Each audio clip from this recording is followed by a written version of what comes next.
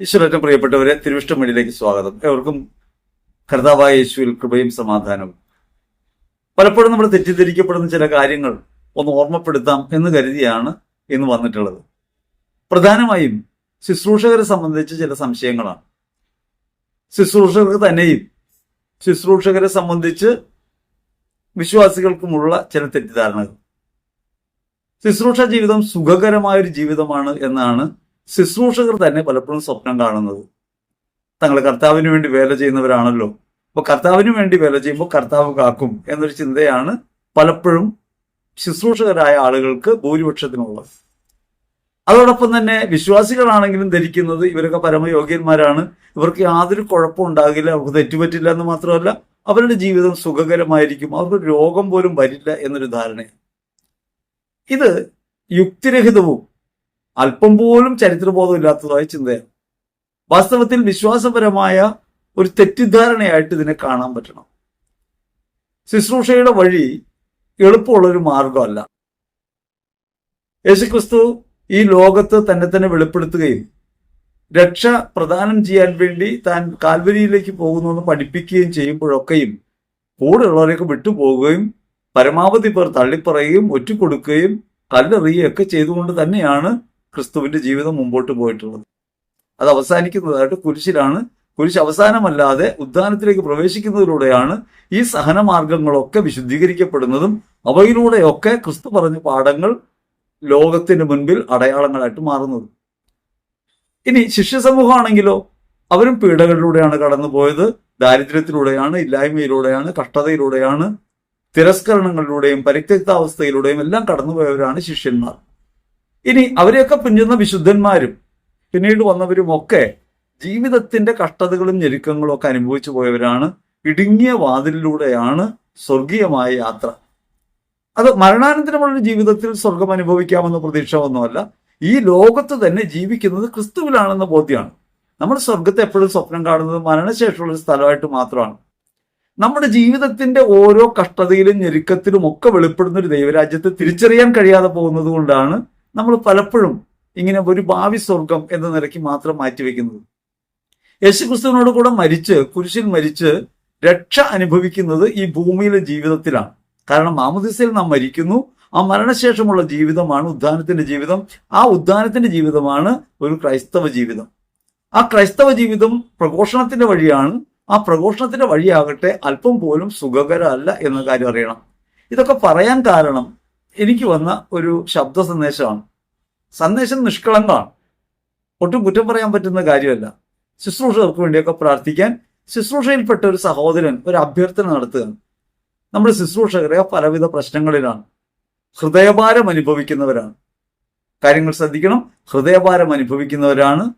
കുടുംബജീവിതത്തിൽ പ്രശ്നങ്ങളുണ്ട്, ദാമ്പത്യ തകർച്ച അനുഭവപ്പെടുന്നുണ്ട്, മക്കൾ വഴിതെറ്റിപ്പോകുന്നുണ്ട്, കടക്കണി ഉണ്ടാകുന്നുണ്ട്, വിട്ടുമാറാത്ത രോഗങ്ങൾ അവരെ ബാധിക്കുന്നുണ്ട്, സാമ്പത്തികമായ വലിയ ജരുക്കങ്ങളിലൂടെ കടന്നു പോകുന്നുണ്ട്, ഒപ്പം തന്നെ ശുശ്രൂഷയില്ലാതെയും വരുന്നുണ്ട്. ഇത്തരം കാര്യങ്ങളൊക്കെ നേരിടുന്ന ശുശ്രൂഷകർക്ക് വേണ്ടി, സഹശുശ്രൂഷകർക്ക് വേണ്ടി പ്രാർത്ഥിക്കാനാണ് അദ്ദേഹം ഈ ശബ്ദ സന്ദേശം അയച്ചത്. ഈ ശബ്ദ സന്ദേശം പുറമെ കേൾക്കുമ്പോൾ നിഷ്കളങ്കമായിട്ട് തോന്നും. പക്ഷേ ഈ ശബ്ദ സന്ദേശം അപകടകരമായ ചില ബോധ്യങ്ങൾ നമ്മുടെ മുമ്പ് വെളിപ്പെടുത്തുന്നുണ്ട്. ഒന്ന് പറഞ്ഞല്ലോ, നമ്മുടെ ശുശ്രൂഷകരുടെ ഒരു ധാരണ ശുശ്രൂഷ ജീവിതം സുഖകരമാകും എന്നാണ്. ചൂണ്ടിക്കാണിക്കാവുന്ന ഒട്ടനവധി മാതൃകകൾ നമ്മുടെ മുമ്പിലുണ്ട്. സാമ്പത്തികമായി അഭിവൃദ്ധി ഉണ്ടായവർ, സുഖകരമായി ജീവിക്കുന്നവർ, പുറമേ കാണുമ്പോൾ വളരെ സന്തോഷകരമായ ജീവിതം നയിക്കുന്ന അനേകം. ശുശ്രൂഷയാണ് ചെയ്യുന്നത്, പക്ഷേ അതുകൊണ്ട് സാമ്പത്തിക മെച്ചമുണ്ടായി, കുടുംബ ഭദ്രതയുണ്ടായി, ജീവിതം സുഖകരമായി മാറിയ കുറെ ആളുകൾ. വാസ്തവത്തിൽ ക്രൈസ്തവ വിശ്വാസം പ്രഘോഷിക്കുന്നത് ഇത്തരം ഒരു കാര്യം ഉണ്ടാകാനാണോ എന്നതിനെക്കുറിച്ചാണ് നമ്മുടെ ആലോചന. അതിനു മുൻപ് നമുക്ക് ഈ പറഞ്ഞ കാര്യങ്ങളെക്കുറിച്ചൊന്ന് ആലോചിക്കാം. ശുശ്രൂഷ ജീവിതം നയിക്കുന്നവർക്ക് ഹൃദയഭാരം ഉണ്ടാകുന്നു എന്നാണ് ഈ സന്ദേശത്തിന്റെ ആദ്യത്തെ കാര്യം. ഇത് കുറെ ആളുകളുടെ മനോവ്യാപാരങ്ങളിലുള്ള കാര്യമായതുകൊണ്ടാണ് ഇങ്ങനെ പറയുന്നത്. ഇത് ഒരാളുടെ മാത്രം ചിന്താഗതി ആകണമെന്നില്ല. നമ്മൾ ഒരു യജമാനന്റെ കീഴിൽ ശുശ്രൂഷ ചെയ്യുന്നവരാണല്ലോ. യേശുക്രിസ്തുവിൽ യജമാനന്റെ കീഴിൽ ശുശ്രൂഷ ചെയ്യുന്ന പഴയ ബോധ്യത്തിലല്ല നമ്മൾ. ക്രിസ്തുവിനോട് ഐക്യപ്പെട്ട് അവനെ ഭൂമിയിൽ പ്രകാശിപ്പിക്കാൻ വേണ്ടി അവന്റെ ശരീരത്തിന്റെ ഭാഗമായി നമ്മൾ ശുശ്രൂഷ ചെയ്യുകയാണ്. ക്രിസ്തുവിന്റെ ശരീരം പീഡകൾ ഏറ്റുവാങ്ങുന്ന ശരീരമാണ്. ഈ ലോകം ക്രിസ്തുവിനെ പീഡിപ്പിക്കുന്നു. ഇന്നും ഇന്നലെയും എന്നും ഒരുവനായ എബ്രായർ 13:8 പറയുന്നത് പോലെ ഇന്നും ഇന്നലെയും എന്നും ഒരുവനായ ക്രിസ്തു സത്യപ്രഘോഷണം നടത്തുമ്പോൾ പീഡകൾ ഉണ്ടാവുക എന്നുള്ളത് സാധാരണമാണ്. കഴിഞ്ഞ ദിവസവും ഛത്തീസ്ഗഡിലുണ്ടായ ചില സംഭവങ്ങൾ കേൾക്കാനിടയായി. റായ്പൂരിലും ബിലാസ്പൂരിലും ഒക്കെ ഉണ്ടായ സംഭവങ്ങൾ. അവിടെ പ്രാർത്ഥനാ യോഗങ്ങളിലേക്ക് ബജറംഗ് ദൾ പ്രവർത്തകർ കയറി ആക്രമിക്കുന്നു, പീഡകൾ ഉണ്ടാവുന്നു. 8 കാറും 20 ബൈക്കും തല്ലിത്തകർത്തു. അവിടെ ഉണ്ടായ വിശ്വാസികൾ മുഴുവൻ തല്ലിത്തകർത്തു. പോലീസ് ഒരു കേസ് എടുത്തിട്ടില്ല. പോലീസ് ഫോൺ ഉപയോഗിക്കുന്നത് തടഞ്ഞ് ഒരു സ്റ്റേഷനിൽ കൊണ്ടുപോയി. ഇങ്ങനെയൊക്കെയാണ് വാർത്തകൾ വരുന്നത്. ഇത് അനധിവിദൂര ഭാവിയിൽ നമ്മുടെ നാട്ടിലേക്ക് ഒക്കെ എത്തിച്ചേരാവുന്ന ഒരു കാര്യമാണ് ക്രൈസ്തവ പീഡനം, മതപീഡനം. ഈ മതപീഡനം മാത്രമല്ല, നിരവധിയായ ബാഹ്യമായ ആക്രമണങ്ങൾ വിശ്വാസ ജീവിതത്തെ എപ്പോഴും നേരിടുന്നുണ്ട്. ലോകത്തിന്റെ സുഖഭോഗങ്ങൾ പ്രലോഭനങ്ങളായും ലോകത്തിന്റെ അസ്ഥിര സ്വഭാവം നിരന്തരം പീഡകൾ ഏൽപ്പിക്കുന്നതായിട്ട് നമുക്ക് അനുഭവപ്പെടും. ലോകത്ത് നിന്ന് ഇത്തരം പീഡകൾ ഉണ്ടാകും എന്ന കാര്യം മുൻകൂട്ടി അറിയിച്ചിട്ട് തന്നെയാണ് ക്രിസ്തുവിന്റെ ശരീരമായ സഭയിൽ നാം ശുശ്രൂഷകരായിട്ടുള്ളത്. അവന്റെ ശരീരത്തിന്റെ ഭാഗമായി നമ്മൾ മാറുമ്പോൾ അവനേറ്റ അടികളൊക്കെ നമ്മുടെ ശരീരത്തിൽ കൊള്ളുന്നതായിട്ട് നമുക്ക് അനുഭവപ്പെടും. അത് യേശുക്രിസ്തുവിലാണ് എന്ന ബോധ്യം ഉണ്ടാകുമ്പോൾ സന്തോഷകരമായ അനുഭവമായിട്ട് മാറും. ഈ കൊള്ളുന്ന അടിയെല്ലാം അവനിൽ കൊള്ളുന്നതായിട്ട് അനുഭവപ്പെടും. ഞാനല്ല, ക്രിസ്തുവാണ് എന്നിൽ ജീവിക്കുന്നത്. യേശുക്രിസ്തുവിനോട് സഹിക്കാനുള്ള വരം കൂടി നമുക്ക് ലഭിച്ചിട്ടുണ്ട് എന്നാണ് സ്നേഹം നമ്മെ ഓർമ്മിപ്പിക്കുന്നത്. അതുകൊണ്ട് നാം ഒരു കാര്യം തിരിച്ചറിയേണ്ടത്, യജമാനന്റെ കീഴിലല്ല നമ്മൾ ശുശ്രൂഷ ചെയ്യുന്നത്. നമ്മൾ ശുശ്രൂഷ ചെയ്യുന്നത് യേശുക്രിസ്തുവിലാണ്, പുത്രത്വത്തിലാണ്. അപ്പൊ പുത്രത്വത്തിൽ ശുശ്രൂഷ ചെയ്യുമ്പോൾ പുത്രൻ എങ്ങനെയാണ് ജീവിച്ചത്? അവൻ കഷ്ടപ്പെട്ടും അടികൊണ്ടുമൊക്കെയാണ് ജീവിച്ചത്. എങ്കിൽ പിന്നെ നമുക്കും വ്യത്യസ്തത ഒന്നും ഉണ്ടാവില്ല. നമ്മുടെ നേരെയും ഈ ആക്രമണങ്ങൾ, ഒറ്റിക്കൊടുക്കൽ, പീഡകൾ, കുരിശുമരണം ഒക്കെ ഉണ്ടാവും. ഈ കുരിശുമരണത്തിന്റെ വഴിയുള്ള യാത്രയിലാണ് നമ്മൾ. അതുകൊണ്ട് നമ്മൾ അതിനിടയ്ക്ക് പരാതി പറഞ്ഞിട്ട് കാര്യമില്ല. വഴിയുടെ മുമ്പിൽ തന്നെ പറഞ്ഞിട്ടുണ്ടായിരുന്നു, ഇത് അപകടം പിടിച്ച വഴിയാണ്. ആരെങ്കിലും എന്നെ അനുഗമിക്കാൻ ആഗ്രഹിക്കുന്നുവെങ്കിൽ അവൻ തന്നെ പരിത്യജിച്ച് തന്റെ കുരിശുമെടുത്ത് എന്റെ പിന്നാലെ വരണം. മത്തായി 16:24 കൃത്യമായി പഠിപ്പിച്ചിട്ടുണ്ട്. ഈ വഴി ക്ലേശത്തിന്റെ വഴിയാണ്. അപ്പൊ അത് തിരിച്ചറിയാതെ പോകുന്നത് കൊണ്ടാണ് ഹൃദയഭാരം ഉണ്ടാകുന്നത്. നമ്മൾ യജമാനന്റെ കീഴിൽ ജോലി ചെയ്യുന്നു, യജമാനൻ ശമ്പളം തരും. ആ ശമ്പളം ഇങ്ങനെ സൗകര്യമൊക്കെ ആയിട്ട് മാറണം, സൗകര്യങ്ങളായിട്ടൊക്കെ മാറണം എന്ന് തെറ്റിദ്ധാരണ ഉണ്ടാവുന്നത് അതുകൊണ്ടാണ്. ഇത് ഒരു പീഡകളുടെ വഴിയാണ്, ക്ലേശത്തിന്റെ വഴിയാണ്. ബാഹ്യമായ എല്ലാ സമ്മർദ്ദങ്ങളും നമ്മുടെ നേരെ ഉണ്ടാവും. ഇത് ശുശ്രൂഷകർ ഹൃദയത്തിൽ ഉറയ്ക്കണം. അപ്പൊ ഹൃദയഭാരം മാറും. എപ്പോഴാണ് ഹൃദയഭാരം മാറുന്നത്? നമ്മൾ ചെയ്യുന്ന പ്രവൃത്തി ഫലിക്കുന്നതിന്റെ അടയാളം എന്താ? നമ്മൾ അടികൊള്ളുന്നതാണ്, ആക്രമണം ഉണ്ടാകുന്നതാണ്. ക്രിസ്ത്യാനിയായി ഒരുവൻ പരിഗണിക്കപ്പെടുന്നതിന്റെ ഒരു അടയാളമാണ് ലോകം അവന് നൽകുന്ന പീഡകൾ. അപ്പൊ അതുകൊണ്ട് ഹൃദയഭാരം ഉണ്ടാവേണ്ട കാര്യമില്ല. ഹൃദയഭാരം ഉണ്ടെങ്കിൽ അതിനർത്ഥം നമ്മൾ ഇപ്പോഴും പാതി വഴിയിലാണ്, അപ്പുറത്തേക്ക് നമ്മൾ പോയിട്ടില്ല എന്നാണ്. ജീവിതത്തിലുണ്ടാകുന്ന ഞെരുക്കങ്ങളും ക്ലേശങ്ങളും പീഡകളും ഒക്കെ നമ്മളെപ്പോഴും ഭാരപ്പെടുത്തുന്നു. ഹൃദയഭാരമുള്ളവരായിട്ട് നമ്മൾ മാറുന്നുവെങ്കിൽ നമ്മൾ ശുശ്രൂഷകരായിട്ടില്ല എന്നാണ് അതിനർത്ഥം. ഇവയൊക്കെ ഉണ്ടാകും. മാനുഷികമായ വേദനാകരമായ അനുഭവങ്ങളാണ്. ഈ അനുഭവങ്ങൾ ക്രിസ്തുവിൽ നിന്നാണെന്ന് തിരിച്ചറിയുകയും, രണ്ടാമത് ക്രിസ്തുവിനോടൊപ്പം നമ്മൾ സഹിക്കുകയാണെന്ന് ബോധ്യപ്പെടുകയും, മൂന്നാമത് നമ്മൾ തന്നെ ക്രിസ്തുവായി ആനുകാലിക ലോകത്ത് അനുഭവപ്പെടുന്നതിന്റെ അടയാളമാണ്. യേശുക്രിസ്തു ആനുകാലിക ലോകത്ത് ജീവിക്കുന്നത് നമ്മുടെ പ്രവൃത്തിയിലൂടെയാണ്. ആ പ്രവൃത്തികൾക്കകത്ത് നമുക്ക് ഹൃദയഭാരം ഉണ്ടാകേണ്ട കാര്യമില്ല. നമ്മൾ ക്രിസ്തുവിലാണെന്ന ബോധ്യത്തിൽ എത്തിച്ചേരാതെ പോകുമ്പോഴാണ്, നമ്മൾ എന്തോ നല്ല കാര്യം ചെയ്യുന്നു എന്ന നിലയ്ക്കുള്ള ഒരു ചിന്ത ഉണ്ടാകുമ്പോഴാണ് നമുക്ക് ഈ വേദന ഉണ്ടാകുന്നത്. അങ്ങനെയില്ലെങ്കിൽ ഈ വേദന ഉണ്ടാവേണ്ട കാര്യമില്ല. അതുകൊണ്ട് ഹൃദയഭാരമില്ല. ഹൃദയഭാരം ക്രിസ്തുവിനോട് ഐക്യപ്പെടാതെ പോകുമ്പോഴാണ് കൊള്ളുന്ന ഓരോ അടിയും സുഖകരമായിട്ട് അനുഭവപ്പെടും. അതുകൊണ്ടാണ് മിസ്റ്റർ ലോറൻസ് തന്നെ പഴുത്ത് ഇരുമ്പോലാണ് മുകളിൽ കിടത്തുമ്പോൾ പറഞ്ഞത്, എന്റെ മറുപുറം കൂടി കരിക്കണമേ. മിസ്റ്റർ ലോറൻസ് അവിടെ അനുഭവിക്കുന്നത് ആനന്ദമാണ്. അടി കൊള്ളുമ്പോൾ ആനന്ദം അനുഭവിക്കും, ഒറ്റിക്കൊടുക്കുമ്പോൾ ആനന്ദം അനുഭവിക്കും. മിസ്റ്റർ ഫ്രാൻസിസിനെ കൂട്ടത്തിലുള്ളവർ തള്ളിക്കളയുന്നു. അതുകൊണ്ട് വർണ്ണമലയിലേക്ക് പോകുന്നു. അവിടെ വെച്ച് ദൈവം സംസാരിക്കുന്നു. ദൈവാനുഭവത്തിന്റെ ഏറ്റവും ശ്രേഷ്ഠമായ അനുഭവം തിരുമുറിവുകളുടെ അനുഭവം വിശുദ്ധ ഫ്രാൻസിസിനുണ്ടാകുന്നത് ബർണാമലയിൽ വെച്ചാണ്, പരിത്യക്താവസ്ഥയിലാണ്. അപ്പൊ ഇത് സ്വാഭാവികമാണെന്ന് തിരിച്ചറിയണം. ഇനി രണ്ടാമത്, കുടുംബ പ്രശ്നങ്ങൾ ഉണ്ടാവും. ഭൂമിയിലെ ഏത് കുടുംബമാണ് പ്രശ്നമില്ലാത്തത്? കുടുംബം എന്ന് പറയുന്നത് നമ്മൾ വിചാരിക്കുന്നത് പോലെ സുഖകരമായൊരു സ്ഥലമല്ല. പലപ്പോഴും പലരും പ്രാർത്ഥിക്കുന്നത് നസ്രത്തിലെ കുടുംബം പോലെ ആക്കണമെന്നാണ്, തിരുക്കുടുംബം പോലെ ആക്കണമെന്നാണ്. നസ്രത്തിലെ കുടുംബം സുഖകരമായൊരു കുടുംബമായിരുന്നു. നസ്രത്തിലെ കുടുംബം കഷ്ടതകളുടെ കുടുംബമല്ലേ, പലായനങ്ങളുടെ കുടുംബമല്ലേ. അവിടെ സംശയങ്ങൾക്കിടയുണ്ടാവുന്ന നിരവധി സാഹചര്യങ്ങൾ. പരിശുദ്ധ മറിയം ഗർഭവതിയായിരിക്കുന്നത് പരിശുദ്ധാത്മാവിലാണെന്ന് ഒരു സ്വപ്നത്തിൽ കണ്ട ദൂതൻ പറഞ്ഞ കാര്യം മാത്രമാണ് യൗസേപ്പിന്റെ ഉള്ളിലുള്ളത്. മറിയത്തിനറിയാം പരിശുദ്ധാത്മാവിൽ നിന്നാണെന്ന്, പക്ഷെ അത് വെളിപ്പെടുത്താൻ സാധ്യമല്ല. എങ്ങനെ പറഞ്ഞ് മനസ്സിലാക്കും? അപ്പൊ സ്വാഭാവികമായും അസ്വസ്ഥത ഉണ്ടാകാവുന്ന ഒരു കുടുംബം, പലായനങ്ങളും കഷ്ടതകളൊക്കെ വേദനിപ്പിക്കാവുന്ന ഒരു കുടുംബം, കുടുംബ ബന്ധങ്ങളിലൊക്കെ പ്രശ്നമുണ്ടാകാവുന്ന ഒരു കുടുംബം. ആ കുടുംബം ക്രിസ്തുവിലായിത്തീരുന്നു, ക്രിസ്തുവിൽ അത് കാണുന്നു എന്നതുകൊണ്ട് മാത്രമാണ്. അല്ലെങ്കിൽ ദൈവത്തിന്റെ ഇടപെടലായി കാണുന്നു, പരിശുദ്ധാത്മാവിൽ അതിനെ സ്വീകരിക്കുന്നു എന്നതുകൊണ്ട് മാത്രമാണ് നിലനിൽക്കുന്നത്. അപ്പൊ നമ്മുടെ കുടുംബ ബന്ധങ്ങൾക്കകത്ത് പ്രശ്നങ്ങൾ ഉണ്ടാവും. ആരും തമ്മിൽ ഒരു കുഴപ്പമില്ലാതെ, ബന്ധങ്ങൾക്കകത്തൊന്നും ഒരു ഉടച്ചിലില്ലാതെ, എതിർപ്പില്ലാതെ ഒക്കെ ജീവിക്കുന്നതാണ് സമാധാനം എന്നാണ് നമ്മൾ കരുതുന്നത്. സമാധാനം ഹൃദയത്തിന്റെ ഒരു ഭാവമാണ്. സമാധാനം ചെയ്യുക, അകത്തേക്ക് തിരിയുക. അങ്ങനെ ക്രിസ്തുവിനെ ഹൃദയത്തിൽ തിരിച്ചറിയുക എന്നാണ് സമാധാനം. അല്ലാതെ കലഹങ്ങൾ ഉണ്ടാവുന്നു, തർക്കങ്ങൾ ഉണ്ടാവുന്നു, അതൊക്കെ സമാധാനക്കേടായിട്ട് കരുതുന്ന നമ്മുടെ വിചാരം കൊണ്ടാണ്. നമുക്ക് സമാധാനം ഇല്ലാത്തതുകൊണ്ടാണ്. മറ്റുള്ളവരുമായി ഒന്നിച്ച് ജീവിക്കുമ്പോൾ ഒരേ അഭിപ്രായമുള്ളവരല്ല നമ്മൾ. നമുക്ക് രണ്ടു തരം സ്വഭാവങ്ങളുണ്ട്, വ്യക്തിപരമായുണ്ട്, യൂണിവേഴ്സലായുണ്ട്. യൂണിവേഴ്സലായ ഒരു ബന്ധത്തിൽ, ഭാവാത്മകമായ ബന്ധത്തിൽ ക്രിസ്തുവിനായിരിക്കുമ്പോഴും വ്യക്തികൾ എന്ന നിലയ്ക്കുള്ള പരിമിതികളും കുറവുകളൊക്കെ നമ്മുടെ അകത്തുണ്ടാവും. അത് ശുശ്രൂഷകളുടെ ജീവിതത്തിലുണ്ടാവും. ഞാനും നിങ്ങളുമൊക്കെ പരിമിതിയുള്ളവരാണ്. അതുകൊണ്ടാണ് ഈശോ പറഞ്ഞത് വിശുദ്ധ ലൂക്കാസ് സുവിശേഷം 12:51 ഭൂമിയിൽ സമാധാനം നൽകാനാണ് ഞാൻ വന്നിരിക്കുന്നത് നിങ്ങൾ കരുതുന്നുവോ? സമാധാനമല്ല, ഭിന്നതകൾ. ഭിന്നത ഉണ്ടാവും. ഈ ഭിന്നതകളെയും വിയോജിപ്പുകളെയും മനസ്സിലാക്കാൻ എത്രത്തോളം കഴിയുന്നു എന്നുള്ളതാണ് നമ്മുടെ കാര്യമായിട്ട് നമ്മൾ പരിഗണിക്കേണ്ടത്. യേശുക്രിസ്തുവിൽ വിയോജിപ്പുകളെ സ്വീകരിക്കാനും അപരത്വത്തെ മാനിക്കാനും എത്രത്തോളം നമുക്ക് കഴിയുന്നുണ്ട് എന്ന് നിരന്തര പരിശോധനയാണ് ഓരോ ക്രൈസ്തവനും വേണ്ടത്, സവിശേഷമായി ശുശ്രൂഷകർക്ക് വേണ്ടത്. എതിരെ അഭിപ്രായങ്ങളെല്ലാം തള്ളിക്കളയാനും ഞാനാണ് പരമമായി ശരിയെന്ന് സ്ഥാപിക്കാനും ശ്രമിക്കുന്നിടത്താണ് നമുക്ക് അസമാധാനം ഉണ്ടാകുന്നത്. നാം പറയുന്ന കാര്യങ്ങളെക്കാൾ തെളിച്ചത്തോടെ ഒരുപക്ഷെ മറ്റൊരാൾക്ക് കാണാൻ കഴിയുന്നുണ്ടാവും. അയാളുടെ വീക്ഷണകോണിൽ നിന്ന് അങ്ങനെയായിരിക്കും. ആ വീക്ഷണകോണിനെയും അയാളുടെ വ്യക്തിത്വത്തെയും അംഗീകരിക്കുക എന്ന നിലപാടിലേക്ക് നമുക്ക് എത്താൻ പറ്റണം. അതുകൊണ്ട് ഭിന്നതകൾ ഉണ്ടാകുക എന്നുള്ളത് ഒരു കുറവായിട്ട് കാണരുത്.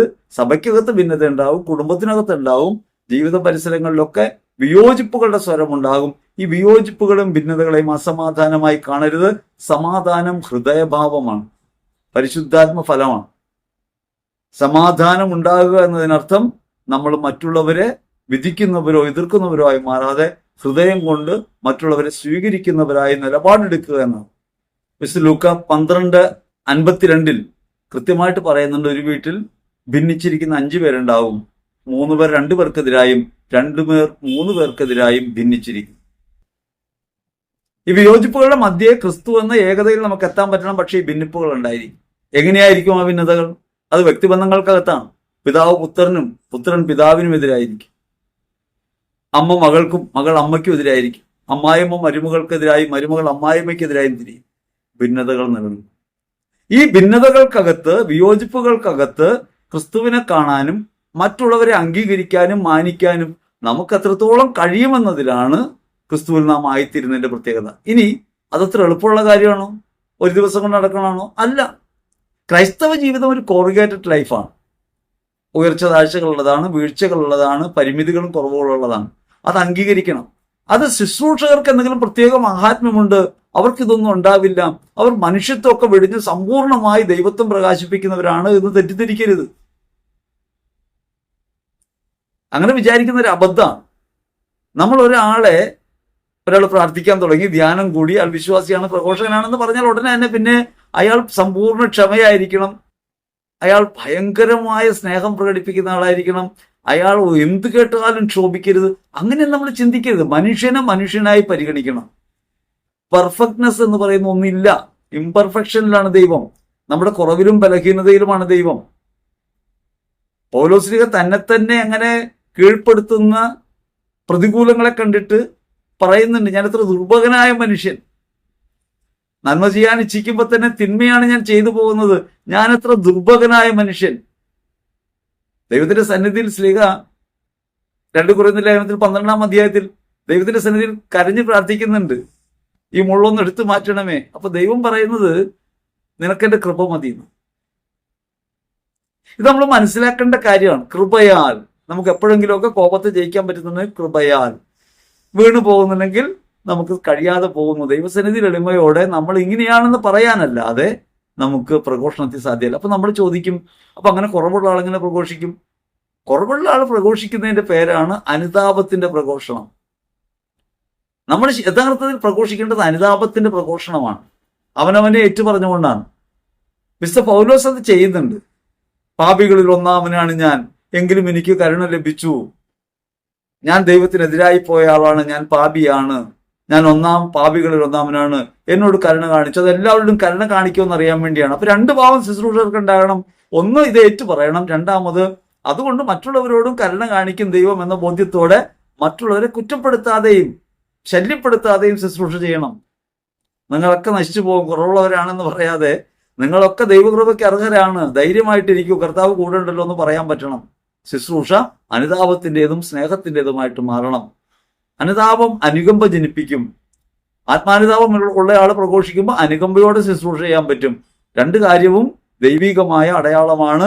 പരിശുദ്ധാത്മാവാണ് അനുതാപം നൽകുന്നത്, ഒപ്പം തന്നെ അതിന്റെ ഫലമായി അനുകമ്പയും നൽകുന്നത്. അതുകൊണ്ട് ശുശ്രൂഷകർക്ക് ഇത്തരം കുറവുകൾ ഉണ്ടാകാം, കുടുംബങ്ങളിൽ പ്രശ്നങ്ങൾ ഉണ്ടാകാം. ആ പ്രശ്നങ്ങളുടെയൊക്കെ പേരിൽ മനച്ചഞ്ചല്യം ഉണ്ടാകേണ്ട കാര്യമില്ല. തിരിച്ചറിയേണ്ടത് അവനവന്റെ കുറവേറ്റു പറയുന്നവരും കുറവുകളെയൊക്കെ ദൈവസന്നിധിയിൽ അനുതാപത്തോടെ കണ്ണീരോടെ ഏറ്റുപറയുന്നവരും അതേസമയം തന്നെ മറ്റുള്ളവരോട് അനുകമ്പ കാട്ടുന്നവരും അലിവുള്ളവരുമായിട്ട് മാറാനാണ് ദൈവം നമ്മെ വിളിക്കുന്നത്. അതുകൊണ്ട് കുടുംബ പ്രശ്നങ്ങൾ ഉണ്ടാകുന്നു എന്ന കാര്യം ശുശ്രൂഷകളുടെ ജീവിതത്തിൽ എന്തെങ്കിലും ഒരു അബദ്ധമായിട്ടല്ല കരുതേണ്ടത്. മാനുഷികതയിലുള്ള പ്രശ്നമാണ്. ആ മാനുഷികത നമ്മുടെ ജീവിതത്തിൽ നിഴലിക്കുന്നുണ്ട്. നമ്മൾ ദൈവോന്മുഖരായിരിക്കുമ്പോഴും പച്ച മനുഷ്യരാണ്. മനുഷ്യത്വത്തിന് ബലഹീനതകൾ ഉണ്ടാകാം. ബലഹീനതകളെ സംബന്ധിച്ച് ദൈവസന്നിധിയിൽ ഏറ്റുപറയുകയും ദൈവത്തിന്റെ കൃപയുടെ കീഴിലായിരിക്കാൻ ശ്രദ്ധിക്കുകയും ചെയ്യാണ് വേണ്ടത്. ക്രിസ്തുവിനായിരിക്കാനുള്ള നിരന്തരമായ പ്രയത്നമാണ് ജീവിതം. ആ പ്രയത്നത്തിനകത്ത് പരിശുദ്ധാത്മാവിൽ നമുക്ക് മുന്നേറാൻ കഴിയും. വിധി പറയുന്നത് ഇപ്പോഴൊന്നുമല്ല, അത് മരണശേഷമേ തീരുമാനിക്കാൻ കഴിയൂ. അതുകൊണ്ട് നമ്മുടെ ജീവിതത്തിലെ താൽക്കാലിക പ്രശ്നങ്ങളെ സംബന്ധിച്ച് ഉത്കണ്ഠാകുലരാകേണ്ടതില്ല. ഇനി എന്തിനാണ് നമ്മുടെ ജീവിതത്തിൽ ഇങ്ങനെ കുടുംബ പ്രശ്നങ്ങൾ ഉണ്ടാകുന്നത്? അതൊരു കാര്യത്തിന് വേണ്ടിയാ. നിങ്ങൾ വിധിക്കരുത്, നിങ്ങളും വിധിക്കപ്പെടുകയില്ല. നിങ്ങൾ ആരെയും കുറ്റം ആരോപിക്കരുത്, നിങ്ങളും കുറ്റാരോപിതരാകുകയില്ല. നമ്മൾ ദൈവത്തിന്റെ സന്നിധിയിലാണ് മനുഷ്യരെന്ന ബോധ്യത്തോടെ മറ്റുള്ളവരെ കാണാൻ തുടങ്ങണം. അപ്പൊ നമുക്ക് പരിമിതികൾ ഉണ്ടാകുന്നതും നമുക്ക് കുടുംബ പ്രശ്നങ്ങൾ ഉണ്ടാകുന്നതും നാം പ്രശ്നങ്ങളിലൊക്കെ അകപ്പെടുന്നതും മറ്റുള്ളവരുടെ പ്രശ്നങ്ങളെ മനസ്സിലാക്കാനും അനുകമ്പയോടെ അവരെ കാണാനും വേണ്ടിയാണ്. മിസ്റ്റർ പൗലോസ്ലീഹയ്ക്കെതിരെ സഭയ്ക്കകത്ത് പ്രശ്നങ്ങളുണ്ടായിരുന്നു, വിശ്വാസികളുടെ പ്രശ്നങ്ങളുണ്ടായിരുന്നു, ആരോപണങ്ങളൊക്കെ ഉണ്ടായിരുന്നു. അങ്ങനെ ഒരു സാഹചര്യത്തിലാണ് സ്ലീഹ കൊരിന്ത്യർ 4-ാം അധ്യായത്തിൽ 4-5 തിരുവചനങ്ങളിൽ പറയുന്നുണ്ട്, എന്നെ നിങ്ങൾ വിധിക്കരുത്, കർത്താവ് വന്നിട്ട് വിധിക്കട്ടെ, നീതീകരിക്കുന്നവൻ ദൈവമാണ്. നിങ്ങൾ വിധിക്കാൻ നിൽക്കരുത്, അത് വിധി കർത്താവിനെ ഏൽപ്പിച്ചു കൊടുക്കുക, സമയമാകുമ്പോൾ കർത്താവ് വിധിക്കും. സ്ലീഹ അങ്ങനെ പറയാൻ കാരണം സ്ലീഹയ്ക്കെതിരെയും ആരോപണങ്ങൾ ഉണ്ടായിരുന്നു. നമ്മൾ പുറമെ നോക്കുമ്പോൾ മനുഷ്യർക്ക് പല കുറവുള്ളതായിട്ട് കാണും. നമ്മുടെ കണ്ണിന്റെ പ്രശ്നമായിട്ടും കൂടി കാണാൻ പറ്റണം. നമ്മൾ മറ്റുള്ളവരിലേക്ക് നോക്കുമ്പോൾ 100 കുറവുകളും പോരായ്മകളും കാണാൻ പറ്റും. ഈ കുറവുകൾ കാണുമ്പോൾ അവനവന്റെ കുറവുകളെ ഓർക്കുക എന്നുള്ളതാണ് ആധ്യാത്മിക വഴി. മറ്റുള്ളവരുടെ കുറവ് കാണുമ്പോൾ അവനവന്റെ കുറവിനെ ഓർക്കുക, എന്റെ പിഴ അടിക്കാൻ പറ്റുക, അതാണ് ആത്മീയമായ വഴി. അത് തിരിച്ചറിയാതെ മറ്റുള്ളവരെ വിധിക്കുന്നവരായും മറ്റുള്ളവരെ കുറവ് കാണുന്നവരായിട്ട് നമ്മൾ മാറരുത്. കുടുംബജീവിതത്തിനകത്ത് കുടുംബം എന്ന് പറയുന്നത്, കുടുംബം പോണെന്നൊക്കെ പാട്ടി പറയും, കൂടുമ്പോൾ കലമ്പും. കാരണം വ്യക്തികൾ അതിനകത്ത് ജീവിക്കുന്നുണ്ട്. ആ വ്യക്തികൾ ഇങ്ങനെ പരസ്പരം ഒരഞ്ഞൊരഞ്ഞൊരഞ്ഞ് ഒരു പെബിളായിട്ട് മാറും. മമതകളിൽ നിന്ന് രക്ഷപ്പെടും, അവനവൻ കടമ്പയിൽ നിന്ന് രക്ഷപ്പെടും. അതൊരു ദിവസം കൊണ്ട് സംഭവിക്കുന്ന കാര്യമല്ല, ഒരു ജീവിതത്തിന്റെ പ്രശ്നമാണ്. അതുകൊണ്ട് കുടുംബ പ്രശ്നങ്ങൾ എന്ന് പറഞ്ഞ് വിധിക്കരുത്, സ്വയം പരിതപിക്കുകയും അരുത്. ഓരോ കുടുംബ പ്രശ്നവും നമ്മൾ കൂടുതൽ കൂടുതൽ ദൈവോന്മുഖരാക്കണം. ദൈവോന്മുഖരാക്കുമ്പോൾ ഒരു പെബിള് പോലെ നമ്മളായിട്ട് മാറും. അങ്ങനെ പാറ പോലെ ഉറച്ചിരുന്ന് നമ്മൾ നല്ല മാണിക്യം പോലെ മൊത്തമായിട്ട് മാറും. അത് ദൈവത്തിന്റെ പ്രവൃത്തിയായിട്ട് കൂടി കാണണം. അത് ജീവിത സാഹചര്യങ്ങളെയും പരിസരങ്ങളെയും എതിർക്കല്ല വേണ്ടത്. ഈ പ്രശ്നങ്ങളൊക്കെ നമ്മെ നശിപ്പിക്കുമെന്നല്ല വിചാരിക്കേണ്ടത്. ഈ പ്രശ്നങ്ങളിലൂടെയൊക്കെ കർത്താവ് നമ്മെ പുനഃസൃഷ്ടിക്കും. ദൈവസന്നിധിയിൽ നമുക്ക് നമ്മെ തന്നെ താഴ്മയോടെ സമർപ്പിക്കാനേ കഴിയൂ. ആ കാര്യം നമുക്ക് ഓർമ്മ വേണം. ഇനി ദാമ്പത്യ തകർച്ചയാണ്. രണ്ട് പങ്കാളിമാർ ജീവിക്കുന്നൊരിടമാണ് ദാമ്പത്യം. ആ ദാമ്പത്യം നമ്മൾ വിചാരിക്കുന്നത് പോലെ അത്ര എളുപ്പമുള്ള കാര്യമല്ല. കൃപയാൽ മാത്രം സാധിക്കുന്ന കാര്യമാണെന്ന് കർത്താവ് തന്നെ പറഞ്ഞിട്ടുണ്ട്. ആ ദാമ്പത്യം അവനവനെ ഉപേക്ഷിച്ച് യേശുക്രിസ്തുവിൽ മറ്റൊരാളെ സ്വീകരിക്കുന്നതായിട്ട് മാറും. അവനവനെ ഉപേക്ഷിച്ച് യേശുക്രിസ്തുവിൽ അവരനെ സ്വീകരിക്കണം. അവരിന് വേണ്ടി സ്വയം കൊടുക്കുന്നയാളായിട്ട് മാറണം. അത് അത്രത്തോളം എളുപ്പമാണെന്ന് വെച്ചാൽ അത്രത്തോളം എളുപ്പമല്ല. പ്രശ്നങ്ങൾ ഉണ്ടാകുന്നു എന്നുള്ളത് കൊണ്ട് ആ പ്രശ്നങ്ങളൊക്കെ അബദ്ധമാണെന്നോ അപകടമാണെന്നോ ധരിക്കല്ല വേണ്ടത്. ആ പ്രശ്നങ്ങൾ നമ്മോട് പറയുന്നത് നമുക്കെവിടെയോ പിഴവുണ്ടെന്നാണ്, കുറവുണ്ടെന്നാണ്. ആ കുറവ് പരിഹരിക്കാൻ അവനവനെ തന്നെ ക്രിസ്തുവിൽ സമർപ്പിക്കുകയും വിശ്വാസം ഏറ്റുപറയുകയും ചെയ്യലാണ് മാർഗം. അതല്ലാതെ ദാമ്പത്യ തകർച്ച എന്ന് പറയുന്ന ഒരു വിഷയത്തിലേക്ക് നമ്മൾ പോകേണ്ടതില്ല. ദാമ്പത്യം എവിടെയെങ്കിലുമൊക്കെ തകരുന്നുണ്ടെങ്കിൽ അതിനകത്ത് ഈ പറഞ്ഞ ക്രിസ്തുവിനെ പ്രതി അവരന് വേണ്ടി എന്ന ബോധം നഷ്ടപ്പെട്ടു പോകുമ്പോഴാണ്. കൂദാശ രണ്ടുപേർ ചേർന്നുള്ളൊരു കൂദാശയാണ്. അതിനകത്ത് മൂന്നാമത് ബന്ധമായി നിൽക്കുന്ന ക്രിസ്തുവാണ്. ക്രിസ്തുവിനെ പ്രതിയാണ് ഈ അവരനെ സ്വീകരിക്കേണ്ടത്. ദാമ്പത്യത്തിൽ തകർച്ച ഉണ്ടാകുന്നതിന്റെ ഏറ്റവും പ്രധാന കാരണം ക്രിസ്തുവിനെ പ്രതി അവരന് വേണ്ടി സ്വയം സമർപ്പിക്കുന്നതായി ജീവിതം മാറുന്നില്ല. അതാണ്. ക്രിസ്തുവിനെ പ്രതി അല്ല അവരനെ സ്വീകരിക്കുന്നെങ്കിൽ അവർ 100 കുറ്റം കാണാൻ പറ്റും. എഫേസ്യർ ലേഖനത്തിൽ 6-ാം അധ്യായത്തിൽ 3-ാം തിരുവചനത്തിൽ മാതാപിതാക്കളും കുട്ടികളും തമ്മിലുള്ള ബന്ധം പറയുമ്പോൾ പറയും, കുട്ടികളെ നിങ്ങൾ മാതാപിതാക്കന്മാരെ കർത്താവിൽ സ്വീകരിക്കുവിൻ. ഏത് വ്യക്തിയെയും കർത്താവിൽ സ്വീകരിക്കാൻ പറ്റണം. കർത്താവിൽ സ്വീകരിച്ച പ്രശ്നമില്ല. കർത്താവിൽ സ്വീകരിക്കുന്നില്ലെങ്കിൽ, വ്യക്തിപരമായിട്ട് മാനുഷികതയിലാണ് സ്വീകരിക്കുന്നതെങ്കിൽ 100 കുറവുകൾ അവരെ കാണാൻ പറ്റും. കർത്താവിലാണെങ്കിൽ ആ കുറവുണ്ടാവില്ല. കാരണം സ്വീകരിച്ചത് കർത്താവിനെയാണ്. കർത്താവിനെ പ്രതി, കർത്താവിന് പകരം ഒരാളെ സ്വീകരിക്കുന്നു. അപ്പൊ കർത്താവായിട്ട് കാണാൻ പറ്റും. അങ്ങനെ കാണാൻ പറ്റാതെ പോകുന്നിടത്താണ് തകർച്ചകൾ ഉണ്ടാകുന്നത്. അപ്പൊ ദാമ്പത്യ തകർച്ച ഇങ്ങനൊരു കാര്യമുണ്ട്. മാത്രമല്ല, നമ്മുടെ സമൂഹത്തിനകത്ത് സർവവ്യാപകമായി നിലവിലുള്ള ദാമ്പത്യത്തിനകത്തെ പരിമിതികൾ, ദാമ്പത്യം നേരിടുന്ന പ്രതിസന്ധികൾ ഒക്കെ വിശ്വാസികളുടെ ജീവിതത്തിലും പ്രതിഫലിക്കും. പ്രത്യേകിച്ചും ശുശ്രൂഷകളുടെ ജീവിതത്തിലും പ്രതിഫലിക്കും. ലോകത്ത് കുടുംബ ബന്ധങ്ങളും ദാമ്പത്യ ബന്ധവും വളരെയധികം പരിവർത്തിതമാകുന്ന, പ്രശ്നകലുഷിതമാകുന്ന ഒരു കാലഘട്ടത്തിലാണ് നമ്മൾ ജീവിക്കുന്നത്. അതങ്ങനെ ആവാൻ കാരണം അതിനകത്ത് ധാർമ്മികത നഷ്ടപ്പെട്ടു പോകുന്നുണ്ട്. വ്യക്തിബന്ധങ്ങളുടെ ധാർമ്മികത നഷ്ടപ്പെട്ടു പോകുന്നുണ്ട്. അതിന്റെ അടയാളം നമുക്ക് നമ്മുടെ ശുശ്രൂഷകളുടെ ജീവിതത്തിലും കാണാം. പരിതപിക്കുകയല്ല വേണ്ടത്, തിരിച്ചറിയുകയാണ് വേണ്ടത്. ഒന്ന്, ലോകത്താകെ നിലനിൽക്കുന്ന ദാമ്പത്യ ബന്ധങ്ങളുടെ ഈ കലുഷിതാവസ്ഥയ്ക്കകത്ത് പ്രവർത്തിക്കുന്നത് എന്താണെന്ന് തിരിച്ചറിയണം. നമ്മളെപ്പോഴും ചെകുത്താനെ കുറ്റപ്പെടുത്തുക. ചെകുത്താനെ കുറ്റപ്പെടുത്തുന്നതിന് മുമ്പ് നടക്കുന്ന പരിണാമങ്ങളെ നമ്മൾ തിരിച്ചറിയണം. വ്യക്തിബന്ധങ്ങളും കുടുംബ ബന്ധങ്ങളും പരിവർത്തിതമാകുന്നുണ്ട്. ജ്ഞാനോദയത്തിന്റെ കാലത്ത് വ്യക്തി പ്രധാനപ്പെട്ടതായി മാറിയെങ്കിൽ ഇപ്പോൾ സെൽഫ് ഓറിയന്റഡ് ആയ, സെൽഫ് സെൻട്രിക് ആയ ഒരു ജീവിതത്തിലേക്ക് മനുഷ്യൻ മാറുന്നു. അവനവൻ കേന്ദ്രീകൃതമായ ജീവിതം. ആ അവനവൻ കേന്ദ്രീകൃതമായ ജീവിതം ബന്ധത്തകർച്ചകൾക്കൊക്കെ അടിസ്ഥാനമാണ്. ഞാനല്ലാതെ മറ്റൊരാളില്ല. അത്തരമൊരു ബോധ്യത്തിൽ ലോകം പുരോഗമിക്കുമ്പോൾ, പരിവർത്തിതമാകുമ്പോൾ, ആ ലോക സമൂഹത്തിനകത്തുണ്ടാകുന്ന തകർച്ചകൾക്കൊക്കെ നമ്മുടെ ജീവിതത്തിലും അനുരണനങ്ങൾ ഉണ്ടാകാം. അപ്പൊ അതിനെ അങ്ങനെ തിരിച്ചറിയണം. ധാർമ്മികതയിൽ ഊന്നിയ ജീവിതം ഉണ്ടാകാൻ പ്രാർത്ഥിക്കണം. നല്ലതാണ്. പക്ഷെ അതിനെക്കുറിച്ച് വ്യാകുലപ്പെടുകയല്ല വേണ്ടത്. ദാമ്പത്യ തകർച്ചയായിട്ടല്ല കാണേണ്ടത്. ദാമ്പത്യ പ്രശ്നങ്ങളുണ്ട്. പ്രശ്നമില്ലാതെ ദാമ്പത്യമില്ല, ഒരു ബന്ധവുമില്ല. ആ പ്രശ്നങ്ങളൊക്കെ നമ്മെ നയിക്കുന്നത് ക്രിസ്തുവുമായുള്ള അഗാധമായ ബന്ധത്തിലേക്കായിരിക്കണം എന്നതാണ് ശ്രദ്ധ വയ്ക്കേണ്ടത്. അതുകൊണ്ട് ശുശ്രൂഷകളുടെ ജീവിതത്തിൽ വീഴ്ച ഉണ്ടാകുന്നു എന്നത് നോക്കി കുറ്റപ്പെടുത്താനും ഇരിക്കേണ്ട കാര്യമില്ല. കാരണം നമുക്കറിയില്ല, ഒരാളുടെയും ജീവിതാവസ്ഥ അറിയില്ല. ഒരു ജീവിതത്തിന്റെയും അകത്തേക്ക് കയറാൻ നമുക്ക് സാധ്യമല്ല. ദൈവവുമായുള്ള ഒരു പേഴ്സണൽ റിലേഷൻ അകത്താണ് അതെല്ലാം വിവേചിക്കപ്പെടുന്നത്. അവിടെ നിന്നാണ് വിദ്യാളൻ. അതുകൊണ്ട് ദൈവസന്നിധിയിലേക്ക് കയ്യേൽപ്പിക്കുക മാത്രമേ നമുക്ക് ചെയ്യാൻ പാടുള്ളൂ. ഇനി മക്കൾ വഴിതെറ്റിപ്പോകുന്നു.